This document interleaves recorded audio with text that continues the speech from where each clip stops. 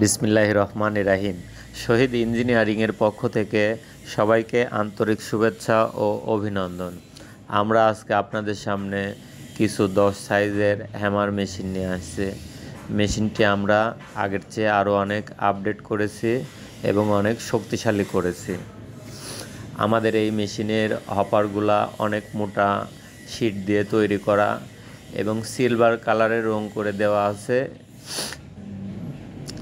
এটা আপনি দীর্ঘদিন ব্যবহার করতে পারবেন। আমরা দক্ষ কারিগর দিয়ে এই মেশিনগুলা নিজস্ব কোম্পানিতেই তৈরি করে থাকি। আমাদের মেশিনের গুণমান ফিনিশিং অনেক ভালো। দেখেন, আমাদের মেশিনের যে বেয়ারিংগুলো আমরা দিয়েছি এটা অনেক উন্নত মানের বেয়ারিং। আমাদের মেশিনগুলা আমরা দক্ষ কারিগর দিয়ে অ্যাকুরেট মাপ করে আমরা এই মেশিনগুলা তৈরি করি।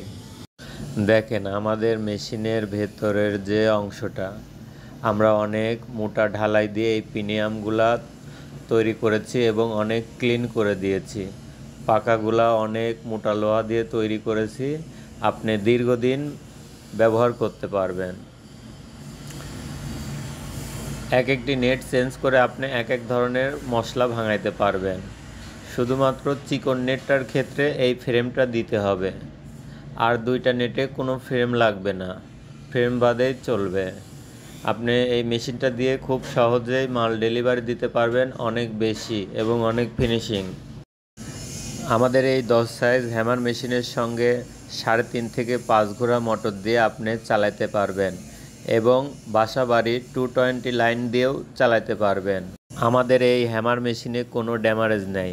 চাকিতে যেমন পাথরের ঝামেলা আছে, পাথর চেঞ্জ করতে হয়, অনেক খরচ, আমাদের এই মেশিনে তেমন কোনো খরচ নাই। আপনি শুধু হ্যামার মেশিনই নয়, আমরা ভেজা চাউল কুটা মেশিন, আমাদের আজকে 6টা মালের অর্ডার ছিল, সেই 6টা ভেজা ও শুকনা চাউল কুটা মেশিন আমরা রেডি করছি। আমরা দক্ষ কারিগর দিয়ে আমরা এই ভেজা চাউল কুটা মেশিন আমরা তৈরি করি। আমাদের এই ভেজা ও শুকনা চাউল কুটা মেশিন আপনারা যারা নিতে ইচ্ছুক স্ক্রিনে দেখানো নম্বরে কল করুন। আমরা এই মেশিনগুলা খুবই যত্ন সহকারে নিজস্ব কোম্পানিতেই তৈরি করি।